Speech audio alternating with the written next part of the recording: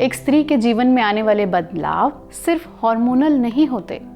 जीवन के हर मोड़ पर हर एक नज़र उससे कुछ बदलाव चाहती है कि वो खुद को बदल ले दूसरों की ज़रूरत के मुताबिक, और स्त्री खुद को बदलती भी आई है, क्योंकि अक्सर एक स्त्री ने दूसरी को यही सिखाया है कि कैसे दूसरों का कहा मानते हुए चलना है। पर किसी को तो इस लीक को तोड़ना होगा ना, कैसे और कौन करेगा ये? खैर छोड़िए, आज की इस 1 मिनट कविता में आनंद लीजिए इस कविता का और चुस्की लीजिए कड़क चाय की। माँ ने मुझे कुछ नहीं सिखाया, 1 कप चाय कैसे बनाते हैं ये तक नहीं बताया। बस कहती थी पति को खुश रखना और चाय के लिए घर में चीनी, पानी, पत्ती और दूध रखना। पर ना, माँ गलत बात बताती थी। मुझे यहाँ आकर पता चला इनके तरीके की चाय बनानी मुझे बिल्कुल नहीं आती थी। फिर एक दिन मेरे पति ने मुझे वो सभी तरीके सिखाए कि कैसे बनाते हैं ससुराल में चाय। उन्होंने कहा वक्त रहते सीख जाओगी, भले ही साल लग जाए, लेकिन बड़ी भाभी की तरह एक दिन सबकी पसंद की चाय तुम भी बनाओगी।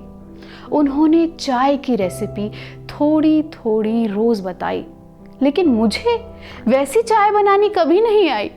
उन्होंने कहा चाय बनाने के लिए तुम सबसे पहले उठना। सलवार उल्टी क्यों पहनी है? ध्यान रहे मेरी इज्जत का ख्याल तुम्हें ही है रखना।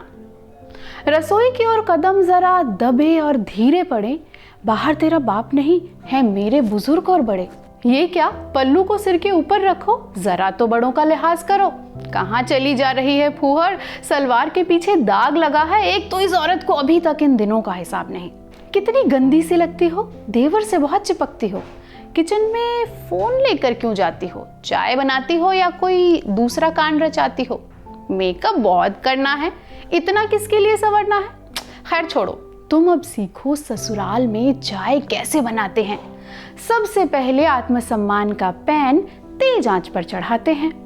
अब जब तपिश बढ़ जाए तो इसमें 1 कप खारे आंसू मिलाते हैं। अब तुम्हारी नजरों में मेरे लिए दिखने वाले डर की मिठास घोलो। तिरस्कार के एक एक पल की दानेदार कड़क पत्ती इसमें डालो। इसे खौलने दो, ठीक वैसे जैसे रात भर खौलती हो तुम। मिठास महसूस होगी तुम्हें, यकीनन वैसी जैसे मुझे महसूस होती है जब जब दिन भर तुम्हें दुत्कारने के बाद रात में मैं तुम्हारे सीने पर अपने गर्म होंठ रख देता हूँ। ऐसा वर्चस्व, ऐसा आह, तुम कहाँ जानती हो इसका दम।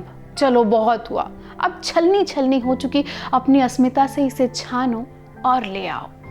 मैं समझ रही थी, तो ऐसे बनती है परफेक्ट चाय जिसे पीकर तुम सुकून महसूस करते हो। तुम खुद पर सुबह सुबह गुरूर महसूस करते हो, और वो जो तुमने कल दिखाई थी मर्दानगी, उसे फिर से साबित करने का सुरूर महसूस करते हो।